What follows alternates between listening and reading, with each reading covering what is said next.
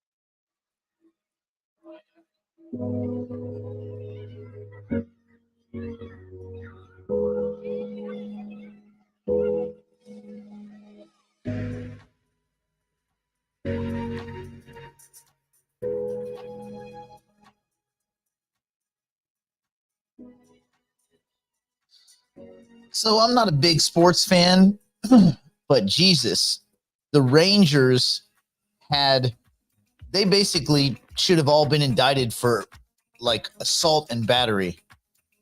God, they stomped Arizona. You can't be more embarrassed if you're an Arizona fan. Your face is jelly. You got your ass handed to you, and not a little bit. And also, those dumbasses, they're all running out there. Do you see anybody who watched this? Look at the amount of bling that these idiots were wearing instead of playing baseball. Like, dude, park your stupid ass diamonds and thick gold necklaces on the sidelines until you can get off at third base. Thank you. Yeah, no. Not first time in 62 years. That's the first championship ever. Remember, they were Washington, the Senators or something weird like that, and then they converted in the 60s, or no, 72, I think, to be the Texas Rangers, but they never won. Anyway, boy, that was a damn stomping. That was God, there's so much to like about that series. Even if you're not a fan of baseball, go listen in the first couple games to the announcer who was clearly pro Arizona. And so Arizona got stomped in the first game, came back and had a great game in the second game. And then in the third, fourth, fifth, they got their asses handed to them. And the whole time the announcer is just oblivious. And he's like, well, they're setting up for game 7. I was like, game 7? There's not even going to be a game 6. What are you talking about? Just a stomping. And they didn't just, man, anyway. So it was cool. It shows what you can do with a fair amount of money. And you can buy a winning team in sports, as it turns out. Well done. Because finance. Okay, let's do some Q&A first. Then we're going to talk about inflation, deflation, stagflation, reflation, disinflation, because a lot of these things get kind of confused among us, and the macro is important. We need to pay attention to it. So we'll do some general housekeeping first. We're at 436 on the digital investor, so 43.6%. That's kind of cool. We love percentages. Private clients, we're at 54 of 100, so we're over halfway. And yeah, that's cool. There we go. I wonder if we'll still do the office hours, but if we get to 100 No. If we get to 1,000 digital investors, I'm going to just make the show private. There's no reason for us to expose it to the other humans. If we have our full 1,000, we will go private. But I'll still do the office hours because that's kind of fun and people need some place to get general, like financial brain goo. Yeah. Anyway, let's see. What is 37? Okay. So when you're looking, this is a good question. There's a lot of things that we implement. This is, give my screen back. This is basically going to give you an idea of the price it's going to cost you to do transactions in Ethereum-based transactions. And so when you see this higher than about 15, it's going to be expensive. When you see it higher than 50, just don't do it. Just stay away. Now we're doing a bunch of tooling and retooling. We're actually going to create in this back end, they're working on it right now, where you will be able to do gasless transactions. Like you'll be able to set up transactions and there'll be no gas associated with it. Only a finalized transaction would cost gas, meaning to list, to cancel, whatever. So that's kind of cool. So that's coming. But again, that takes some major tooling. So we're working on that. But anyway, that's what the GUI is. When you see that GUI, whatever, that's the gas cost, hence the little gas tank thing. Oh, by the way, did you guys know, like if you're looking at your car, whatever side that little pump thing is on is typically the side of the car that is where the little door is to put gas in, for those of you that still use gas, for those of you that want to destroy the universe. I'm just kidding. Yeah, and oh, by the way, one last Texas Rangers little notable. When they have the only undefeated on the road record in the history of baseball, and they have, I think, also the playoff record for the most away game wins. They just win when they play in other people's backyard. Just as a big FU to the local fans. Oh, blah. Anyway, there you go. That's it. So yeah, so that's what the gas is there. As it went from 37 to 39, it's now slightly more expensive. This is the problem with Ethereum, is that the more successful Ethereum is, the more expensive it is. The difference is between Ethereum and a lot of these other projects is people are still using Ethereum. They're not using these other, they're just not using, I mean, right now, if we're honest, the world is not using Cosmos, not using Cardano, it's not using Algorand, it's certainly not using Solana. That's just a pumpy, bullshitty mess right now. If you've been paying attention, they're totally spamming it everywhere on what used to be Twitter, X, and everywhere else. It's just complete marketing, spammy attack of everything. And then the other spammy companies are like, yeah, we work with Solana too. Like, shut up, you spammy bitches. Like, it's beyond obvious. They did the same thing with Aptos. Remember when Aptos popped up? It's the same dudes. It's the same people that were behind FTX. It's the same hedge funds that spamified Solana in the first place. It's the same dudes that stole 12.3 million tokens and then burnt 3 million of them. Like, it's the same shit over and over and over. So I just refuse to participate in it. Now, if you own some, good for you. You've made some free money because of the marketing expenses of these other companies. Hey, I'm not a hater. Like I always say, I want everybody in this space to make money. I don't want any of us to lose. Even if you're involved in projects that I think are crap, I don't want you to lose money. I want you to win because I want people in the crypto space to win. Just as an FU to traditional finance, which I'm having to deal with right now, going through this stupid ass process of trying to buy a house, which I've been negotiating since June, since flipping June. This back and forth bullshit with this realtor who's just too lazy. He goes on vacation. He's like, I'm like, bro, you can't go on vacation. They're trying to, anyway, it doesn't matter. So I'm at the point where I'm just going to just walk away because everything in the traditional legacy space is so slow. It's so scammy. There's so many people with their hand in the cookie jar looking for a free handout. And this asshole who won't answer an email wants to make a fee. Like, you can't imagine the fee this dude would make for nothing. And it just makes me sick to my stomach. I'm like, you know what? I'd rather live in a fucking shoebox than give this guy $40. There. That's my rant. That's my you got your legacy rant. All right.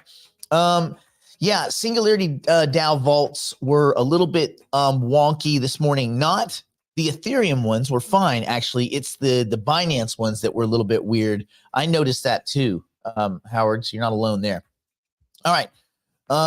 Global. Oh, you were lucky. Yeah, I bet that was awesome. Do you see people in the stands crying? I mean, I get it, but look, when you're down 3-1, what are you crying about? You're not surprised. Your team's getting their ass kicked. If it was 1-1, 2-2, 3-3, we were in game 7, but not when you're in game 5 and or game, like, come on. Nothing. What are you crying about? There's nothing to cry about. It's already over. There's tons of country music songs about that, about don't waste your tears or something. Anyway, whatever. Yeah, and so remember, they're working on Singularity Dow version 2. They're working on their V2, so they may be implementing changes while all this is going on, and we don't know. I mean, obviously, we don't know what their schedule is at SDAO in the background. So there you go. All right. Nick, have you looked into having problems with Singularity Dow? Yeah. I think we're all on the same page. That's been slow. Again, I was doing it in the Ethereum side was fine. The Binance side was a little bit wonky. I'm kind of over anything to do with Binance, especially since they're getting linked to terrorist financing. Again, linked, it's not proof, but like, part of me is kind of like, don't go after the money, go after the criminals. I'm all for that. But like, at a certain point, you got to be like, come on, Binance. And then Tether, USDT, put out another ridiculous bullshit audit where even the sketchy auditor was like, hey, listen, don't take my word for it. This is just based on their attestations. So no one's ever seen the books. Like, and no one cares. Tether is so scammy and no one cares. I'm like, well, I'm already right now wasting my voice because no one cares. Yeah, doesn't matter. Anyway, can I save gas by doing a wire fund to MetaMask? No, that's not how it works. You've got to listen, Donna. If you wire to Coinbase or to Kraken, then you can do just a tiny little transaction from there. Some of the exchanges just eat the transaction, like Coinbase. I do Coinbase One, where I pay like $30 a month for Coinbase One. I think probably ends up being that. And my transactions are free, like all of them. The trades are free. There's nothing. And I do park stablecoin at Coinbase to get their 5% because that's better than a CD at the bank or something like that. So anyway, yeah, I would wire, not ACH, but I would wire to your preferred exchange. And then, because then it's there like an hour, which is weird that it takes a full hour, but whatever. Anyway, and then I would go just do your transactions from there, whether it's Ethereum or some Ethereum-based asset or stable coin or whatever, and push that over to MetaMask. I like to do everything from MetaMask. You'll know, like with the digital private clients, we have a specific MetaMask wallet we use for everything so that everybody knows all the time. They can check all their transactions. I sent it, I didn't, this is when, this is blah, blah, blah. Yeah, great. Because crypto, because blockchain, because you can go to Etherscan and you can do all sorts of very peculiar research right there. That's another reason. Well, God, that was a whole other thing. People are like asking about, well, do you have the money? I'm like, just look at my MetaMask wallet, man. They're like, can you get us an account statement for the last 2 months? I'm like, I can get you an account statement for eternity, dummy. Go to Etherscan, put in my wallet address, look at whatever you want to look at. They're like, we don't understand. I'm like, oh my God, you guys are so stupid. No wonder AI is going to replace all of you. I can't wait until AI goes and rips a new asshole in the whole real estate sector. All those people need to go away. Why does the seller need an agent, actually? Shouldn't just a buyer need it? I can see a buyer needing an agent because they might like, hey, listen, can you go look and see whatever? But a seller that needs an agent is a lazy mofo. You don't need an agent if you're a seller. Ugh. And all this other crap, it's just ridiculous. Anyway. Yeah, that's right. Because they just offer cash. Well, it's like, if I told you the ridiculousness of this negotiation, like how petty that they're being, it's beyond comprehension. It's beyond comprehension. Let's see. Oh, there's a 20% discount on Pro Flowers. That might have been important in my earlier years. I don't buy flowers. Come on, bro. It's finally healed after, let's see. I was crying finally. 2 games, 1 strike. I know, God. 2010 and 2011, if you were a Rangers fan, Naftali Feliz and the error train, just God. Anyway, that's when I swore I would never be a fan of any sport ever again. Because in 1 year, I think it's 2010, like 3 or 4 of my favorite teams on the whole planet all made it to the finals. I think the Mavericks got it and everybody else got gutted. And it was just like, I'm done with sports forever. Sold wine and cheese bullcrap. I'm over with it. I'm over it. Having problems with my ETH vault. Yes, right now everyone's having a little bit of problems with the ETH stuff. You're having problems with your ETH vault. They're probably doing They're probably doing engineering. Then they're just probably pushing updates to their stuff. It's ETH vaults you cannot see. I got through the ETH vaults very easily, just within a matter of like a few seconds. Okay. Yeah, and if a lot of people are doing it, then it can get gummy, especially if they're trying to push updates and stuff like that. I wouldn't worry about it. Let's see. Next chat with Tufi. Could you ask about the supposed 10% loss of efficiency of nodes at every split? Well, yeah, Adam, but that's a momentary loss of efficiency, because if you take one node and split it to 2, it's still on the same existing hardware. And I think that again, I'm not going to speak for Tufi, but my understanding was the loss of efficiency is simply because you're using the same hardware and you haven't scaled hardware. So imagine one computer running one node at peak efficiency. If you now are running 2 nodes, there's a loss of efficiency because it's 2 nodes trying to handle the same amount of compute, but on half the resources. Does that make sense? So I think it has to do with hardware resources, and then the ability for those to kind of immutably scale, or in real time scale, and they can't quite. Now, that's also, they'll put software between the hardware, meaning they'll make it where as a node splits, that would just be a very momentary loss of efficiency, and then your nodes would basically be farmed to more equipment if that was the necessity, more hardware. So I think it's the gap between hardware and software. The software can scale uniformly. Hardware doesn't scale. It's not like if you leave your computer alone and then come in the next day, there's not 2 computers, right? But you could leave your nodes alone and come the next day and there's 2 nodes because they have split, because they reached that threshold of 2. So I'm almost certain that that's what that is. Let's see.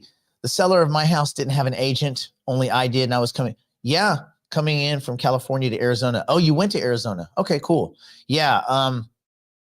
It's so ridiculous. Again, I'm not gonna take you guys through the nonsense of it. But see, I've never bought a house. I've just always said, like, until I can buy something badass, I'll just live in condos, live in apartments, rent, like, period. Which is cool. It's like very easy.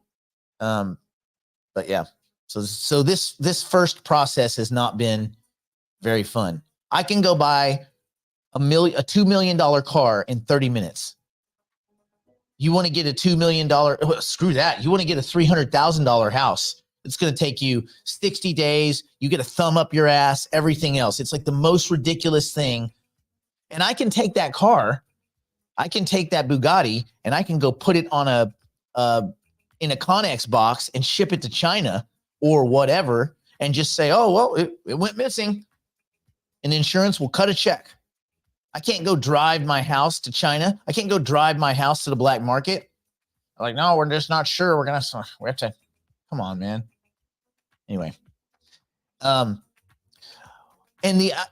without getting into the details of it, why it makes me so mad is because my agent, which is a friend of mine, has been asking their agent, hey, can you just go to the sellers and find out what they want so that we don't keep submitting offers over and over and over? We've done it like 7 times over this period since June. It's like over and over. And then they wait 3 days, then they come back with some adjustment that's so minuscule. They're like, we could have just texted this and then we would have put it in the offer and then we would be done. And this guy just keeps reiterating. And also, whenever my agent does reach out to their agent, he goes, oh, I don't know, just submit it. No, I don't want to just submit it, you dick. I want you to say yes or no, and then we'll submit what you guys need because you won't tell us because it's all a big cloaky mystery. So it's like it's been. So I'm not gonna put money in this guy's pocket. I'm not gonna enrich this dude's life, even if it means I live. Right, I don't have a terrible place. So even if it means I live in this not terrible place for another 6 months, I'm not giving this guy one nickel. I'm not making his life better at all, and I'm not buying him a Ferrari. I know that's probably many of you are like, that's so stupid. Just get it. No, I'm not giving him a Ferrari. Car. Yeah, exactly right. God, I know. I believe AI is going to disintermediate most of these people. I mean, it's probably going to obviate most people. Yeah. Period. All right. Let's see. With all that, do you think small investors would be better just partnering with the larger nodes? Well, I think you should split it. I mean, I do think this. I don't think you should partner with the larger nodes, but I do think you should get your node licenses, whether it's 1, 2, 200, 2,000, whatever you decide to do. I do think you should marry them to the tokens. And then if you want to pledge them to someone else's hardware facility, that's the way to do it. I would not just send licenses or just send tokens. Me, I want the marriage. So I would marry the tokens with the licenses. And then if you want to pledge to HyperPG, fine. Hyperpools, fine. Whatever you want to do, or some third party. But I also want to be as close to the source as possible. So if I'm pledging, which is actually what I plan to do, I plan to take my nodes, licenses, marry them here in a few days, because I think, by the way, all those audits are back. They're just working on some software now so that people can actually do it quite easily. But I think that's ready based on the last information I got yesterday. Now, there's a call I'll be on tomorrow morning where I'll know a little bit more. But as far as I know, I think the audits all came back clean. So I think the only other audit may be the audit on the token itself. But the audits on the splitting, the audits on the marriage and all that, I think all that's good. And I think the only thing we're waiting for is maybe some audits on some facets of the 1155 hypershare token. That's badass. So that said, I think you should do a little bit of both. If I had, let's say, 2 node licenses, I would put my 1024 tokens in each one, and I would push those tokens off. I would push those licenses off, 1 to HyperPG, 1 to Hyperpools, because I would want the revenue share of Hyperpools and I would want the fixed return of HyperPG. That's what I would do. And just kind of split the difference and get the best average. Not advice. I'm just saying what I would do. You got to do whatever you want to do. Yeah. And again, not to beat the drum of like real estate, but like it's going to come into play when we talk today. We're going to talk about inflation, deflation, stagflation, reflation, disinflation, and all that. And then I'm going to give you guys some really basic protective measures, more like thought protective measures. I'm not giving anyone, again, don't do what I do. Just kind of do what makes sense for you. But anyway, we're going to be talking about all that. And that got me just going down this real estate rabbit hole, because real estate makes sense when economies are about to shit the bed. Because at least they can print, a government can't print prosperity, but it can print nonsense in financial markets.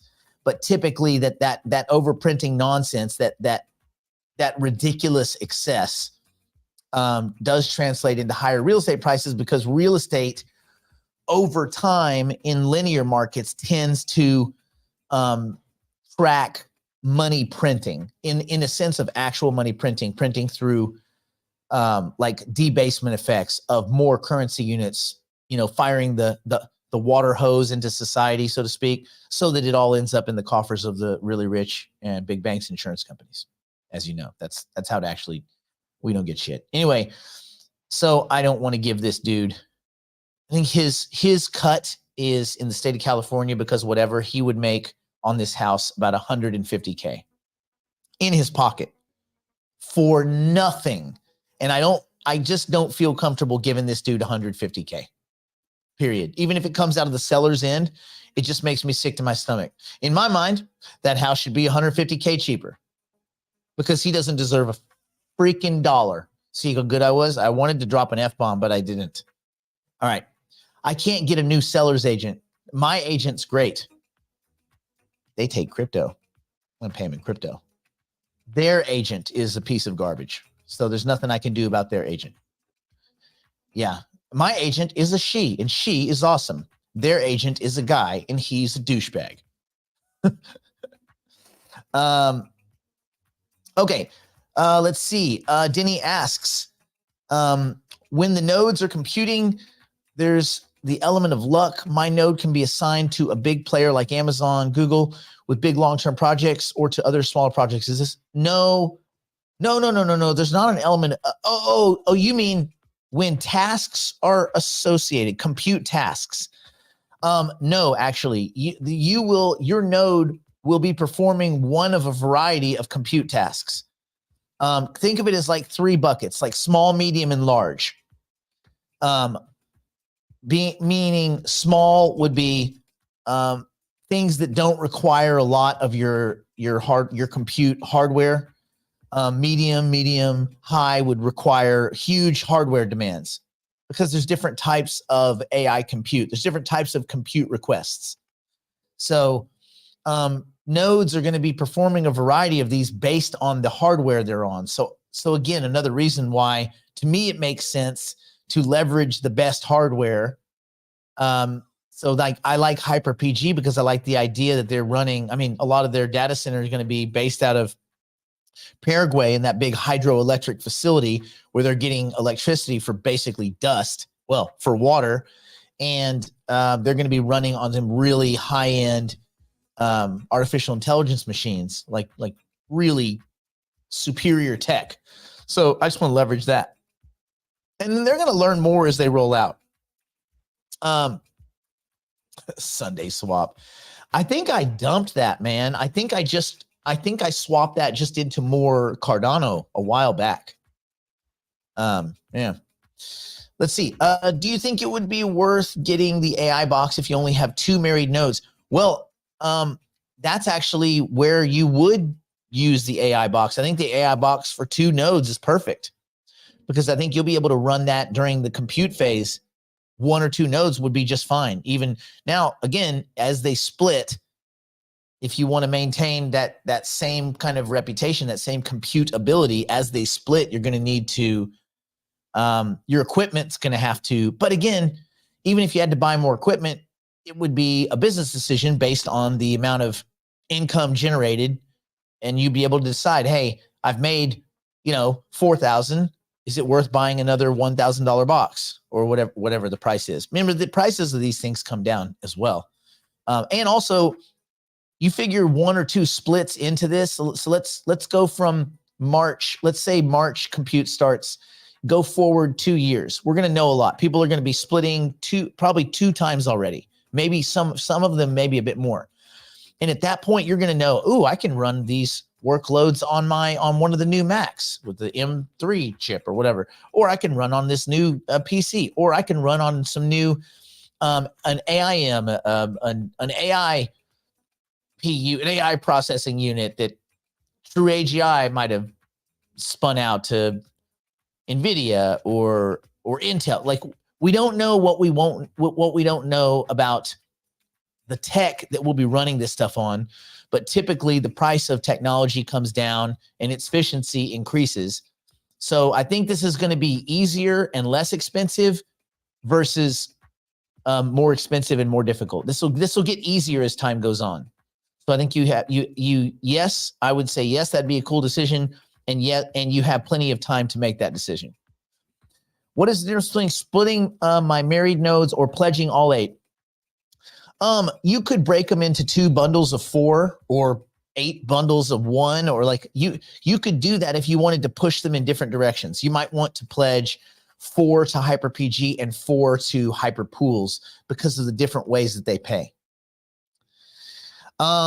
BlackRock is not only setting up a bunch of real estate LLCs, they already compete with buyers with cash offers, and none of us really have, a chance against these dudes. But people are like, that's unfair. No, fairness is a silly human principle that we came up with. There's no fundamental principle of fairness in the universe.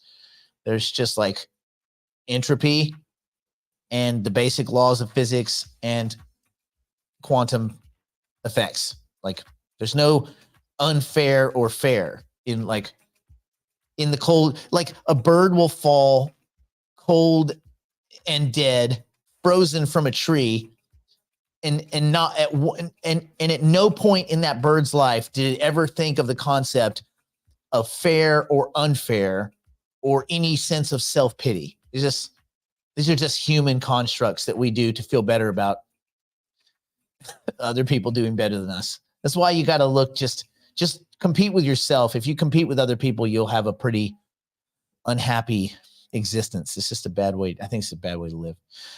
Would the H pool have a higher return than Hyper PG? We don't know. These are things we can't know, but I would think it would, because they're being run by that business, and that business's full-time job is to maximize the efficiency of those node licenses and their hardware. And that's not our full-time job. We're participants, but that's their full-time job. So my thought is they're going to be the best chance for the best return. So that's kind of where my head would be. Okay, what is the likelihood of a Cardano ETF? The problem is you would say why. I mean, even the Ethereum ETF is kind of a crap show. No one really cares. The Bitcoin ETF makes sense because Bitcoin has a store of value / commodity argument. There's a commodity argument for Ethereum, but it's a sloppy one. And it's because Ethereum is sloppy and old and clunky, and it functions, but it may not be fit for purpose. So I don't know. It hasn't done well, the Ethereum ETF, so a Cardano ETF doesn't make much sense. Cardano's problems are not technological. Cardano's problems are, you're second or third to market. They take a long time to get software out the door. It's good. It's solid. Like everything they do is legitimate. It's the best project that can't seem to get anybody to really use it. That's the only thing. And again, that's not a problem. Everybody's competing with Ethereum with that massive first mover advantage. And it just turns out right now, in the current way things are, that people would rather use Ethereum and pay a lot of money and have it be clunky and slow and garbagey than to take a chance on some of these other layer ones like Cardano or Cosmos or Algorand. They're all kind of suffering this. And even though Cardano has amazing leadership, they have a great communication strategy, like they check all of the boxes, it's clearly not enough. But they're not alone. It's everyone else that's not Ethereum is not enough. That's the other thing. Let's see. With the demand that 2V stated for compute, I do not think you will need to worry about. Yeah, I don't think you need to worry about much in the near term. Do what makes the most sense to you, and understand your own risk tolerance and your ability to kind of, absorb volatility, but, be smart about it. What is the WEF, World Economic Forum? That's the only thing I can. That's the only WEF I know about, unless there's a new wrestling federation. I don't know. A license, one license is one node. And right now, an AI box can handle tilling for 512 node licenses, but compute for 1 or 2. Yeah, WEF. Okay, question on hypercycle, and then we'll get to our kind of brainiac stuff. Will the marriage of the node license require a gas fee? Yeah, it's going to be a tiny fee because you're leaving Ethereum. So you're basically, because you're trading the Ethereum placeholder or the Binance placeholder token for the actual native token. So what you're getting, that married item, that's an Ethereum NFT, but it represents the native token married to that license. So that's an Ethereum transaction. So you're probably going to pay, $3-4, unless Ethereum goes up to like $8,000, which I don't see happening. The problem with Ethereum is there's a psychological cap on it. The more expensive it gets, the more expensive the fees become, which means people use it less, which means the price comes back down. This is another, I could go over a list of things that dummies have said. Anyway, not you. I'm talking about some of these gurus out there, and their arguments for Ethereum are pretty stupid, I think. Anyway, that's funny. WEF is a collective of the neo-feudal technocrats, bureaucrats, etc. Yeah, and they all have they look like villains. They look like classical movie villains, most of them. Can you freely? No, because when you lock these up, Joseph, so the question was, can you change freely from HyperPG to HyperPool? No, you're allocating your resources to them for a fixed period of time, something like 24 months. So for 24 months, you're locked. You get what you get. Like we locked the private clients. We locked a lot of our, well, not a lot, all of them. We locked all of our tokens to HyperPG. We get paid 9%. We get paid monthly, and that is a 24-month contract. So there you go. All locked up. Okay, can you explain the difference between wealth creation and revenue share? Again, we're probably getting off we need to probably steer. I'll give you a quick one, Gavin, but that's more hypercycle stuff. That's more something you should go to their chat for. But the revenue share is what you would get paid. It's basically allows you to take your nodes and run them like a business, right? Wealth creation might be the kind of currency, the kind of revenue that's generated on a day-to-day basis with the nodes operating. Revenue share, what the 1155 hypershare token allows you to do is essentially sell equity in your node license. And so those two tokens allow you to do that. You can sell basically tokens, 721 tokens, ERC 721 tokens, I think, underneath, basically from your marriage license, your 1155. If you wanted to have investors, you could do that. If you wanted to have rev share, you could do that. Does that make sense? Kind of like we do rev share with our with the NFT, which, by the way, you'll notice since it says 1,014, we are over 1,000. So everybody that owns the token on or before, up to November 5th, 50% of the revenue that the exchange has generated since it began is going to be divided among the token holders based on how many NFTs you have, how many of the node ones. For everybody that owns after the 5th, and this will happen on the 25th of each month. The 25th is when you can claim rewards, you can roll them over, do whatever you want. From the 6th on to the next 5th, which would be December 5th, you guys would all get 21% based on where the number is right now. Does that make sense?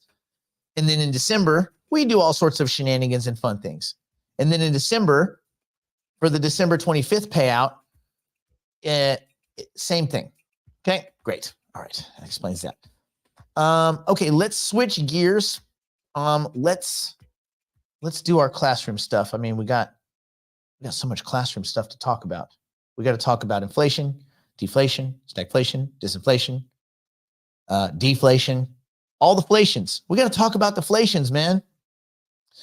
Okay, so let me get to that. Bump, bump, bump. Let's see. Oh, I even, you know what? Because I'm fancy, I even made a banner. Hello. You're late. You're bad at math, but I'm giving you an A+ in confidence. Just doing what I gotta do. Extra credit. Okay. When we delve into this whole kind of all these economic kind of fundamental things, you hear these terms all the time. And I think people, it like goes past them. And it is important to understand that these all have distinctions, and those distinctions are important. So these are distinctions, these are differences with distinction. So the reason I'm trying to beat this stuff into your head is so that when you hear people on CNBC talk stupid or say stupid shit, you can immediately go, nope, that's wrong. Or at least for yourself, you can say, okay, these dudes don't know what they're talking about, so I need to dial down the weighting of their information. You want to have a firm grasp on the kind of basic terms, because it's like in any kind of discussion, you want to have a grasp on the terms that are important for the discussion. Does that make sense? So we're going to talk about the phenomena of inflation, stagflation, reflation, disinflation, and deflation. They're all little different animals. And it's crucial for understanding the health or like unhealthiness of an economy and all of these kind of policy decisions that could come as a result. Then it's important to know, how do you hide from this stuff? Like, how do we kind of protect ourselves in an environment where, you know, these things start to appear, and when they appear enough that you can say, oh, this is happening, there's ways you can behave to kind of protect yourself. Does that make sense? So let's start with inflation. Everybody here knows, matter of fact, I would hope everyone here knows, but I want to see it. What is the definition of inflation for everybody here? I want to see you write it for the 6 people that are actually, it says 152, but I know that's bullshit. But anyway, of those of you that are here, I want to see your definition for inflation. There's one that I'm looking for. And if you want a hint, no, it's not things cost more. That's too simple. Because things can cost more because I just raised the prices. That's not inflation. Things can cost more because of a couple of people in an Arab nation just decided they want to stick it to everyone. Yes, Abe is on the right path. This is the one. Craig nails it first. Inflation is always and everywhere a monetary phenomenon. Okay, so let's dig in a little bit. You're like, what do you mean? What does that mean? Why is that a big deal? It's a big deal because if you don't have the monetary input, you don't have inflation. You can have price effects that are not inflation, but sometimes it gets a little bit messy, and there's very weak and very general decisions made based on wrong assumptions, right? Okay, so inflation is the rate at which, again, it's the always and everywhere monetary phenomenon. But if you want to dig into the detail, it's the rate at which the general level of prices for goods and services rises due to monetary inputs causing our purchasing power to fall. Okay, and as a little aside, do you know what happens if you have 2% inflation year on year? After 20 years, do you know how much that reduces your buying power? If you had, let's say, $100,000 in the bank, and again, we're not at 2% inflation, right? Because there's just debasement effects that are much higher than that have nothing to do with traditional. This is just actual currency units created into society. Okay, Howard, you nailed it. That's a perfect. That's pretty much as good as it gets. And that is also true. The Fed doesn't print money, but yes, 50%. Your buying power is reduced 50%. Think about that for a second. I have 100K in the bank. I leave it at 2% inflation. And again, we know we're way over that, but at 2%, in 20 years, my 100K only buys 50K worth of stuff. 20 more years, it buys 25K worth of stuff. And that's at 2%. You go to 4% or 5% or 7%. And again, a lot of this stuff we can't know because we can't see what they print overnight into these weird programs that don't have any kind of judicial review process. Your money goes away. That's why money sitting in a bank account is dead money. When we look at our personal balance sheets and we look at income, expenses, assets, liabilities, and cash flow, did you know that cash in a bank account is a liability? You're like, wait a minute, how can cash be a liability? Because it's losing value. Cash ain't worth the money it's printed on, unfortunately. So you just got to be very careful. Anyway, the measurements for inflation that we can find, other than just like going to the store and being like, holy crap, consumer price index, which is a very fixed number. It's a very douchey number that is manipulated quite a bit, but basically CPI, PPI. PPI is better, the producer price index. So of these two, forget the CPI, producer price index, and also the surveys of home spending. That's another good way. But producers price index, these are the input costs, right? So what are the causes of inflation? Okay, you can have demand pull inflationary effects. So when the demand for goods and services exceeds their supply, right? A lot of people competing for a fixed amount of things, then you can have that demand pull, right? You can have cost push inflation. And this is when the cost to produce goods and services increase. That makes those producers jack the prices up. So like, there's palladium. Palladium is really expensive now, and for catalytic converters. So that the car companies, they pass that along to us. Anyway, it leads producers to either raise the prices to maintain profit margins, or you've heard of shrinkflation, where instead of giving you 8 Doritos in the plastic bag, they give you like 6. You just got 25% shrinkflated, because they gave you 2 less Doritos. So that would be like a cost push. Maybe the cost of wheat or corn or whatever GMO that they're using to give you these chips, plastic, whatever you're eating. If those input costs go up, you get nuked. Anyway, there you go. What is the effects? Okay, we know the causes. What are the effects? Again, the causes have to be currency units. You have to push more currency units into society to create these wobbly effects. Okay. But you can have near-term effects that seem like inflation, but that actually have nothing to do with inflation. So a cost push type incident can also not be inflation in certain circumstances.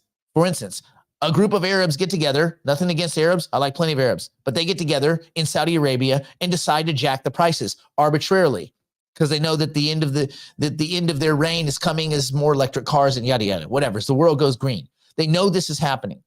So they jack oil prices.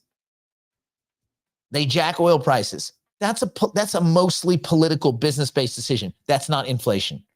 Because what can they do the next week? They can drop those prices to get more barrels out. That's not inflation. Now you could see a cost push effect if you drive by a gas station. Oh, gas is up. That's not inflation because there's no monetary input. It's a couple of humans. There's a lot of political decisioning and behavior, game theory, that can look like inflation. But if you judge it wrong, you start behaving in a way that's not going to be the most beneficial to you. All right. But basically, what are the effects of inflation? Well, we all know the effects of prices going up and the effects of debasement, they're all kind of similar, meaning it erodes your purchasing power, right? $1 today buys less than $1 a year ago, but it buys more than $1 next year, right? Which is why some people like the idea of taking on dollar-denominated debt when they think the economy is going to go shit the bed, because then they go, I'll just pay back this dollar, because the loan, if I borrow $100, but I pay it back with next year's bucks are worth less, meaning I should on the aggregate earn more, even if I'm doing the same. Does that make sense? So I would rather pay back today's bucks with cheaper tomorrow bucks. That's how the government does it, only they don't pay anything back. It also creates a lot of uncertainty in the economy and uncertainty in your own personal balance sheet, right? Like, so you start thinking, well, crap, how is this going to affect my savings, my own investment decisions, my long-term, like, shrinkonomics. Yeah. So there. Okay. Let's shift gears now. Let's talk about stagflation. And we talked about this a little bit Tuesday when we were making fun of how stupid and asinine the Phillips curve, using a Phillips curve to manage an economy is. But stagflation is a relatively rare economic situation where an economy experiences basically stagnant growth, but also high unemployment and high inflation. Things are expensive. People aren't really getting hired. People are starting to get laid off, and growth in the economy is just stagnant, flat, gross, nothing, right? You're stuck in the goo. And the causes of a stagflation type environment, supply shocks, like a sudden increase in oil prices. You could have structural problems in the economy, like an inefficient production method or high production costs for certain goods. You could have like you could have a series of storms come through, or some climate change in an area of agriculture where the farmers continually get pelted. One of my clients is one of our digital private clients is a farmer who's been farming for 59 years. And he was telling me, he's like, I've just never seen a dry season the way we've seen. And, but you know what? Luckily he owns a lot of hypercycle, so he's good. But anyway, point is, structural problems in the economy that can be a result of inefficient production methods, high production input costs, or, again, political decisions, again, can definitely affect this. And this is difficult to fight against because traditional monetary policies, again, what are the monetary policies? Like printing money out of thin air, giving it to rich people. Like, how does that solve problems? I mean, it only solves problems that rich people didn't have. I don't know, whatever. But these traditional policies of like QE, it doesn't really address high unemployment and high inflation at the same time. If you looked at the real numbers right now, I think we are in something that kind of resembles stagflation.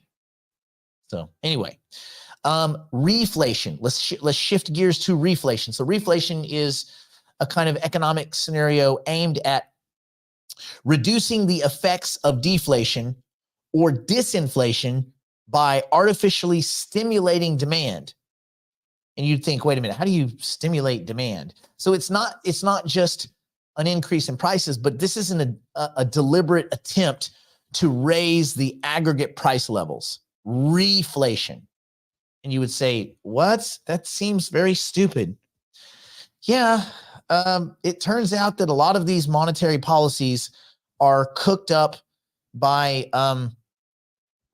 what would look to be sixth graders shooting dice near the bike rack. Anyway, some of the causes can be expansionary fiscal policies. Remember, you have monetary policy and fiscal.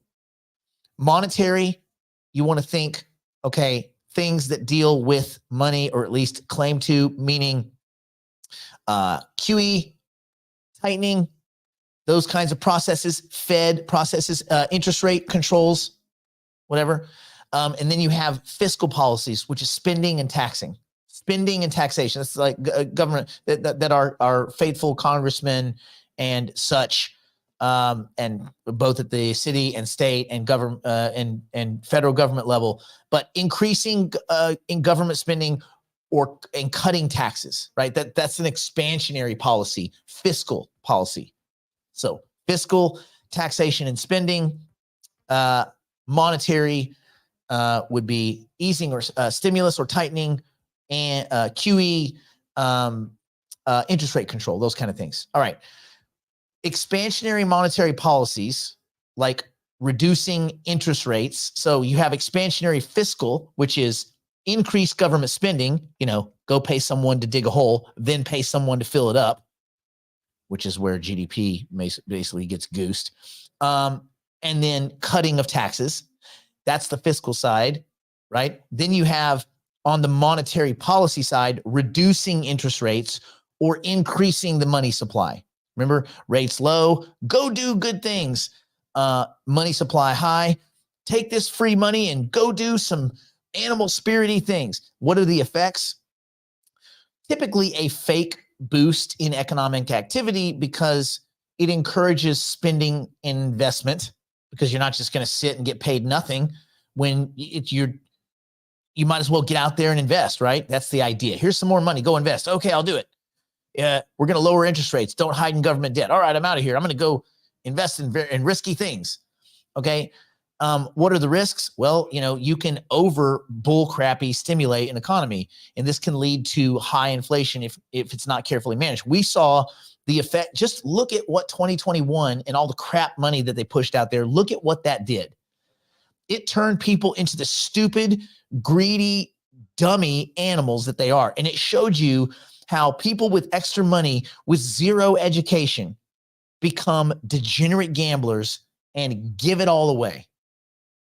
And it ends up at Amazon, at luxury clothing companies, because people need brands tattooed all over them to feel good about themselves when they take their like 400,000 pictures and post them, the one best one on social media, and say, living my best life, YOLO. But you see peak stupid. It's a fake boost. And a fake boost. Remember, too, another thing about inflation, real inflation is pervasive. It's always and everywhere. The always and everywhere monetary phenomenon, right? Always and everywhere. It's not a month here, 2 months there, 3 months of stimulus. Because unless the stimulus is sustained and goes into perpetuity, like I think UBI will, we're not there yet, you don't really have inflation. You have near-term monetary effects.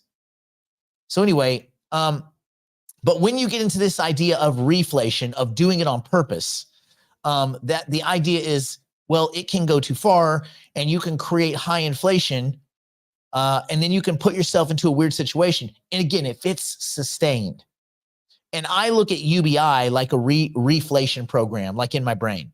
Anyway, let's talk disinflation. Disinflation. Disinflation is a decrease in the rate of inflation. That makes sense, right?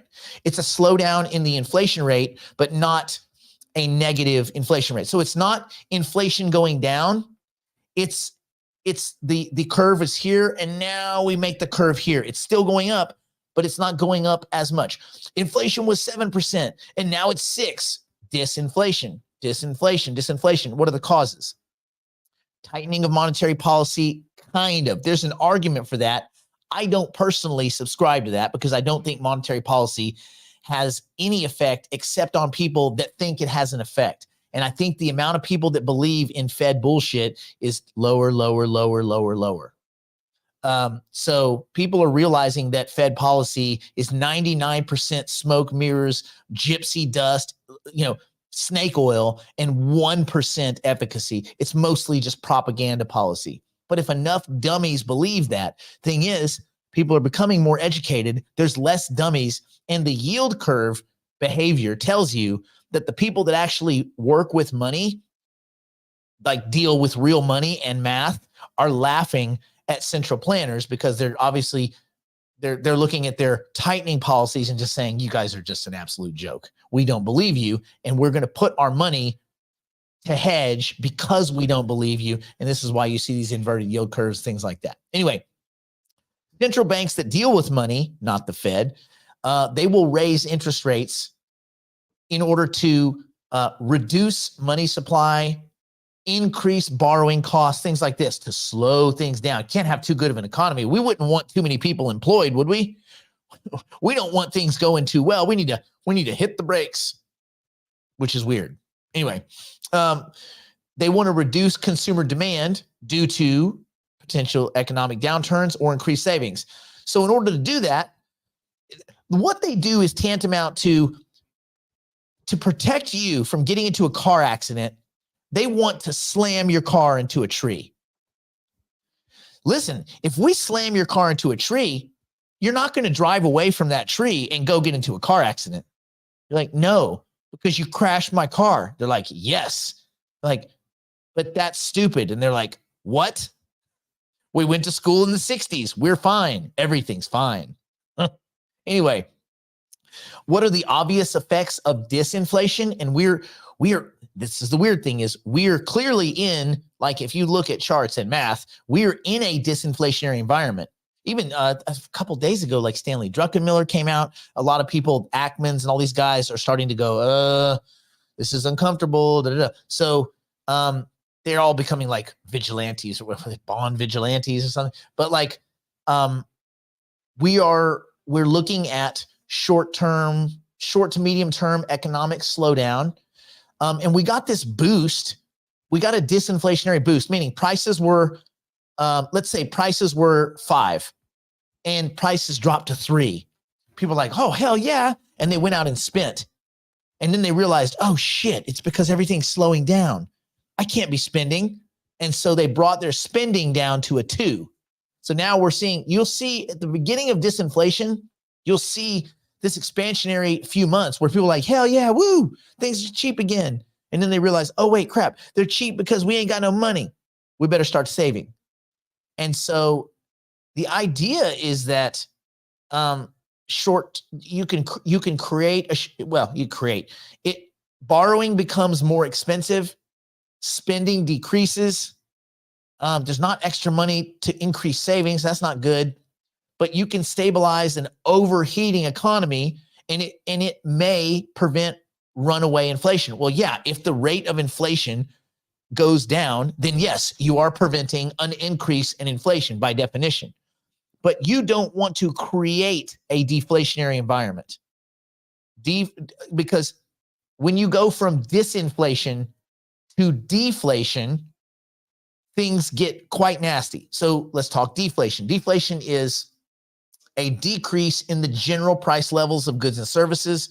It is, it sounds like the opposite of inflation, but, and in many ways it kind of is, but that's not quite so clear cut. But essentially prices are falling and the value of currencies tends to rise, right? So like, you go to the market and certain things that were expensive all of a sudden are back down. And you're like, wait, that's awesome. You got to decide, is this deflation or are these effects of a supply chain getting going again? Is this a shock releasing? It's stress. Like you got to make sure you're identifying the correct output so that you behave accordingly. Anyway, deflation is in general as the price level of goods and services go down. And you can think of it as inflation up, deflation down. Yes. You have reduced consumer demand that can lead to this. People just stop buying stuff, right? Because maybe their outlook of the future is not so good. They say, listen, we need to save or at least not spend. High unemployment, a lack of consumer confidence, a lack of your, belief that tomorrow will be better than today. You can also have there's one good kind of deflation, if anybody knows it. Put it down in the chat if you know what I'm about to say. There is a single, very clear, good kind of deflation. And that is technical deflation, technological deflation. And that's where tech advancements, chip sizes shrinking, the prices of production shrinking, car parts, whatever. As technology advances, typically the prices of that technology or similar technology goes down, and it makes goods or inputs to producers cheaper to produce. So that's a good thing. That's one of the good things. That's why, like, you can go on eBay.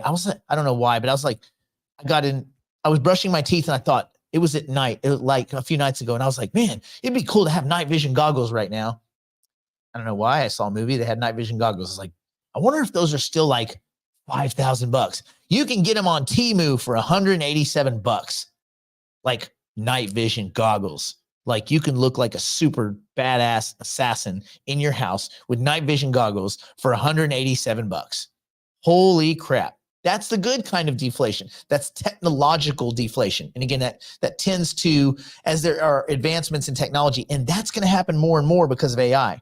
But as those advancements occur, it makes goods cheaper to produce, and we get the benefit of that. There's a lot more going on in these iPhones and these other phones now, and in your laptops and your computers, PCs, all that, than there was just even a few years ago. Think of all the processing power just in a damn Apple Watch. It's freaking awesome. Some Star Trek stuff here. Anyway, the effects of a deflation can be debt becomes more expensive. Why? Well, think about it this way. In inflation, tomorrow's dollars are cheaper. In deflation, tomorrow's dollars are more expensive. So I'm expected to earn less of them. And if I owe in dollar denominated, we're just thinking in dollars right now, but if I owe in debt denominated in dollars and the value of that currency is increasing, I have to pay more for tomorrow's dollars. Means my debt gets more expensive. Deflation is really hard on countries that have dollar denominated debt. It's also hard on individuals that have dollar denominated debt. Because if you owe $10,000 units and those $10,000 units are now more expensive, even if your wages track the economy, the dollars that you earn are going to be less than the dollars you earned last year, because in inflation, you would earn more dollars, right? To equal out. So in deflation, you would earn less dollars, meaning your dollar denominated debt or another country's dollar denominated debt becomes more expensive to service. And this can lead to a deflationary spiral where reduced spending leads to further economic downturn. Everybody clutches their pearls, sits on their hands. They stop spending. If spending goes away, economy goes away.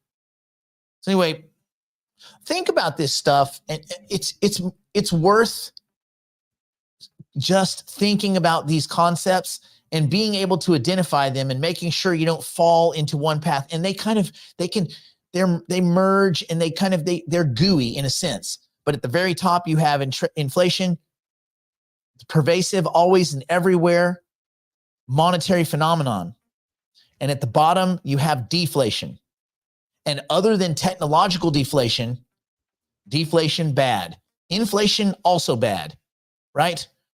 We need to kind of be in the middle. We need some amount of balance. We don't have that because we have central planners that don't understand these concepts, like not at all. And that's, not good. So it's your job to understand this stuff, right? It's everybody here's job to kind of grapple with these things. So there you go. I give you some material to grapple with over the next few days. Other than that, we will see you in the mañana. Stay in school. Don't do drugs. If you like this stuff, again, you notice we don't have any commercials and any of that crap because we don't monetize this content. We have our digital investors and we have our digital private clients, and we have those that want to participate at Node Market through the NFT and all that kind of stuff. But other than that, we don't monetize this content that way. This is just, if we can raise everyone's average intelligence, we'll all be better for it. So with that, watch out for the nasty deflation monster. Stay in school. Don't do drugs. Pass this off to people that you think might be able to benefit from it. And just, again, go slow. You don't have to do anything fast. You need to be acting, not reacting, right? Make your decisions in the beginning. Don't look at the markets and panic and do all this kind of old stupid stuff. Just slow down. You'll be fine. And we will see you tomorrow.